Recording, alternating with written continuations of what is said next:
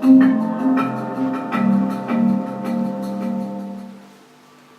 everyone, my name is Heather Marsh. I am honored to have the opportunity to talk to you today.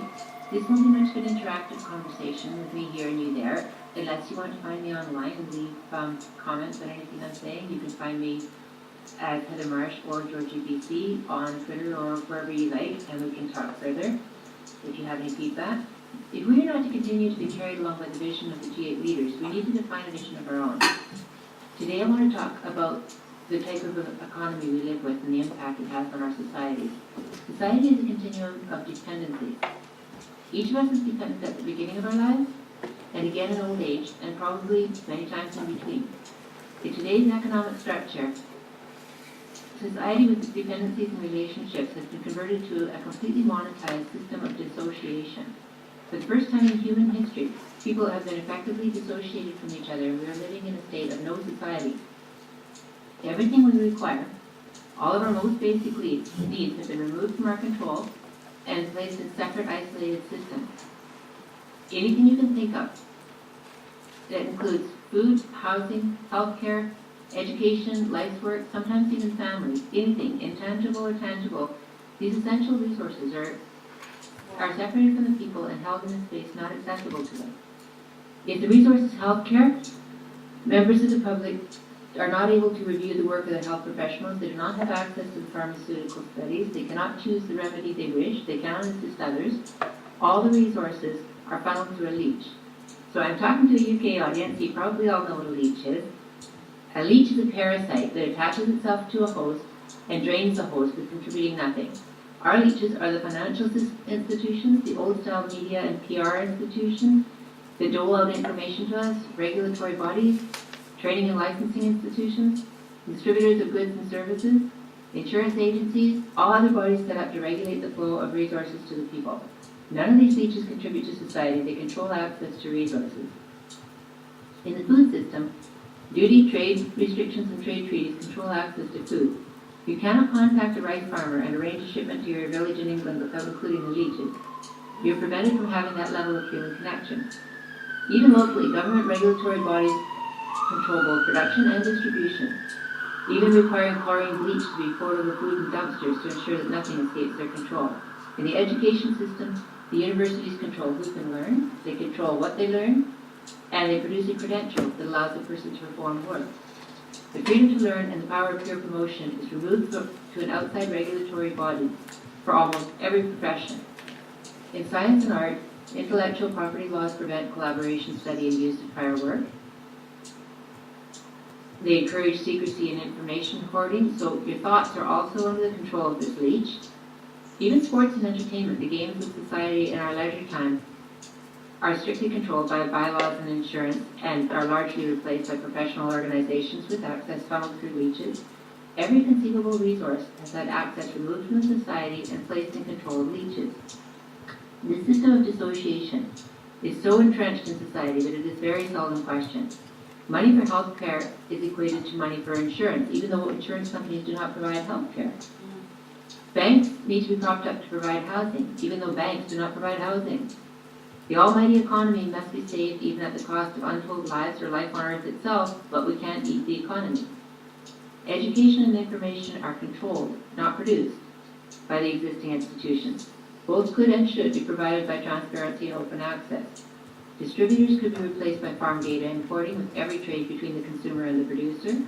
Information wants and needs to be free. Choosing one's own life's work is a basic right. In the system of dissociation, people are not protected by their society. Each is dangling from the leech by their own little dame with limited access to the resources. There are no direct relationships or dependencies between people. Even if the access allows the person plenty of everything, there is a built-in awareness of shortage and reliance on the vein that strongly discourages sharing. If one person's vein is broken, their need is met by hostility from the others. To rescue another is to weaken yourself, so predictably, rescuing those in need requires the creation of more leeches in the form of NGOs and government regulatory bodies.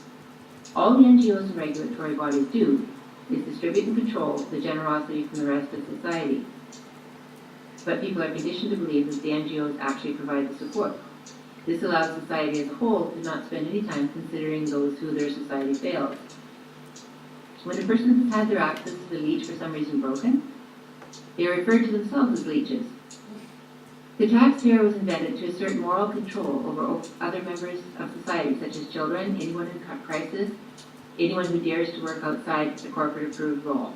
The taxpayer is encouraged by relentless propaganda and enabled by the financial system to consider themselves both the backbone of society, as evidenced on monetary flow charts and nowhere else, and personally robbed by all others.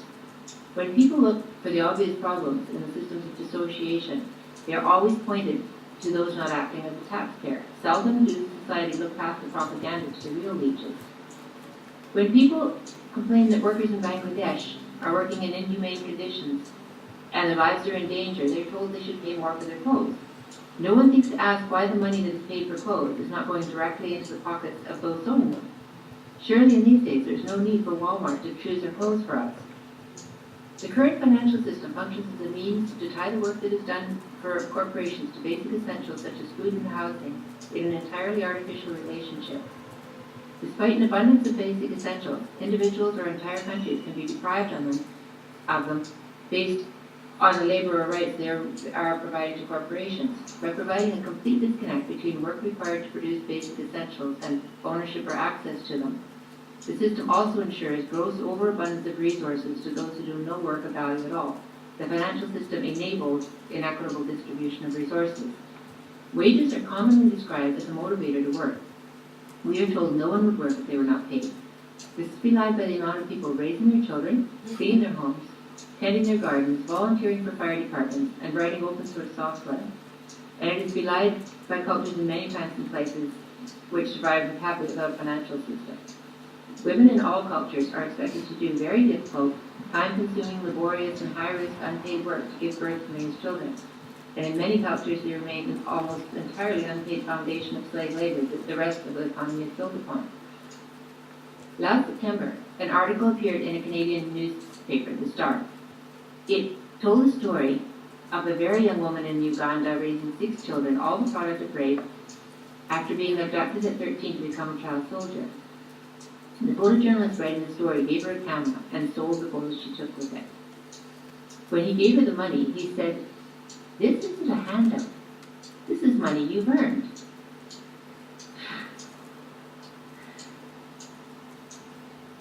Consider that for 1 minute.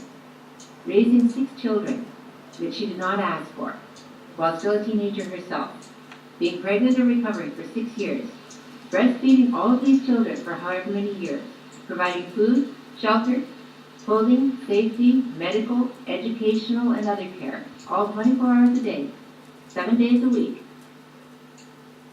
while in extremely dangerous and uncomfortable situations and recovering from severe trauma, with no societal support and in fact a danger from her society, was not worth payment. She is expected to sacrifice her health and risk her life for a job that was not worth payment. Surviving all the trauma of her life did not entitle her to support from her society. Trading a picture was considered providing something of value and contributing to society. This is society conducted as a trade relationship. If she was raising livestock, she would be compensated. She cannot sell her children, therefore her work for them has no value. It would, however, be illegal for her to let them die, therefore she is legally slave labor. Slavery of caregivers and others, in this and many other instances, is the only reason capitalism can survive. What is referred to as women's right to work is really the right to do paid corporate work. All of the work that benefits society is, has been, or could easily be unpaid, while pay is only required for work that is harmful to society. Valuation of work rests with corporations and governments, which ensure that workers will engage in pointlessly dangerous and immoral work they would never do otherwise.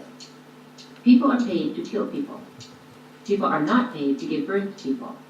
Is it now more socially acceptable to kill people than to give birth to people? Or is it just more immediately valuable to corporations? Wages were created not to motivate us to work, but to control our work. The jobs that corporations and governments have chosen to value are almost entirely busy work, coercive jobs that would not exist in an open system. Jobs like everything in sales, finance, management, politics, and more. The end result of corporate work is far too much product and products and services that are detrimental to society and the environment. Any attempts to stop corporate work are met with the cry that to do so would cause job loss. This is promoted as a great evil because under the current system, jobs equal basic essentials. Jobs are always touted as being in short supply, valuable, and difficult to obtain, especially the good jobs that pay the most money. Jobs are, of course, not remotely scarce. Any child can find hundreds of valuable things to do at any time. But these valuable jobs have not had an artificial monetary value associated with them. On an international level, the financial system serves to artificially control which countries are wealthy and which are not. Many of the most resource-rich countries in the world have destitute populations, and the multinational corporations that own the rights to the resources remove the wealth to other countries. At a national level, the financial system allows banks who have no need of housing to hoard millions of houses while the children who used to sleep in the streets. At an individual level, equating life's essentials with the financial system can control life or death, fulfillment or wasted potential, contentment or misery. All of society's problems, which could be solved by money, were caused by money. Paid work creates poverty. Anyone not enabling the corporations in doing their work lives in fear of the legal and societal persecution that comes with poverty. Poverty is the hardest work of any available today. It is a very expensive lifestyle, entailing endless fines, charges, and fees levied by the corporate and government world. It leaves no time to achieve any fulfillment, is a life-threatening health risk, and is extremely damaging to personal relationships.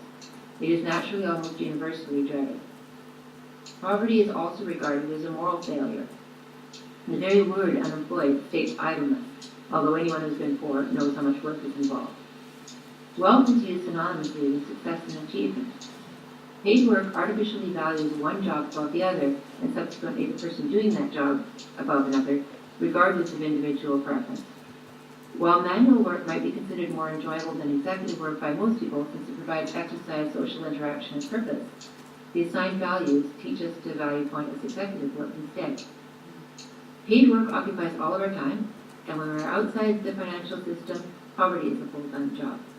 This cripples all volunteer work such as community gardens and open source projects that would otherwise be done for free and may undermine the system of wage control over people. Volunteer work is also subject to the same moral scrutiny as poverty, especially in recent years when a requirement of being poor is frequently the oxymoronic, compulsory volunteer work associated with receiving basic essentials. Previously the domain of the rich and idle, and therefore commendable, work has now become tainted with the stench of poverty, further limiting willing participants. The current financial system is necessary to control our work, to control our time, to create poverty, to create division, and to force people to do work which is harmful to society.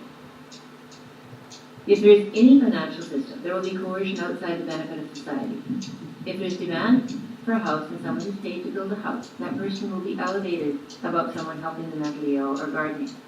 Building houses will then be seen as a more attractive choice of work regardless of personal affinity or the needs of society. Where people are paid to build houses, houses will be destroyed instead of preserved. People will be convinced they need newer, bigger houses, and all the trappings of capitalism will continue.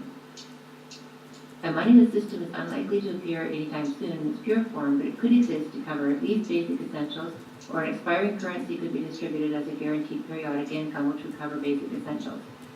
These options would at least ensure a society does not condemn a child to starvation because a parent cannot provide for them, and it would relieve the pressing need to obey corporate authority. It would allow people to follow the path that for them provides the greatest satisfaction without being held to corporate slavery while we create an alternative system. The great fear associated with abolishing wages or providing anything for free is that some people may not work. This completely disregards the fact that there have always been people who will not work under the current system, and they include the people receiving the highest monetary rewards. Nobody worries about those who are rich not working, just the poor. This seems to indicate a fear of shifting social status, not a fear of people not working. Because of the artificial monetary value assigned to some jobs, people who elect to do demanding and valuable work with no associated corporate wage are sneered at and made to believe they are acting as parasites on society, while corporate executives who provide no societal value are hailed as a great success. In a system where all work was directly tied to the product or service produced, there would be far more societal pressure for people to do something of direct value. and the people contributing nothing would be exposed. With a more open system, it would also be far easier for people with current difficulties getting work in the corporate environment to produce something of value. While it is doubtful that freeing people to obtain basic essentials outside of corporate bondage would result in more people than usual not working, it is very likely that the increase in art and innovation would be dramatic. It would also change the perception in society of the type of volunteer work, if it were necessary, of the value of volunteer work, if it were necessary and open to everyone to participate in it, and the type of work produced would be valued by society, not corporations. Financial independence is really our term for being able to survive without society. What follows is the idea that if we are independent, our contributions to society are voluntary and charitable. This independence is part of the system of dissociation that stands in our way of creating a real society. It was once considered inconceivable that the world could run without slavery for the exact same reasons people are now putting forward for retaining wages are modern slavery. To benefit all of society, an economy needs to be based on service to all of society. A trade economy rewards only the work that benefits the powerful. The economy ought to be based not on exchange between trading partners, but on approval from all of society. Societal approval and trust then entitles each member to receive benefit from that society through immediate and living social contracts. An approval economy is the economy people rely on when they do not use direct coercion, the one typically seen in families and unfunded cooperative and volunteer groups. We need to remove the leeches that are interrupting our direct relationships, and we need to change the economy based on trade to an economy based on societal approval. Now I've used all the time I have here, so we don't have any more time to talk about approval economies or anything else, but I'm very excited that this gathering and others like it exist. We need a debate, and we need to move beyond this debate to viable alternatives. It was great talking to you. Thank you for listening, and do get in touch so I can hear your half of the conversation. All the best to all of you.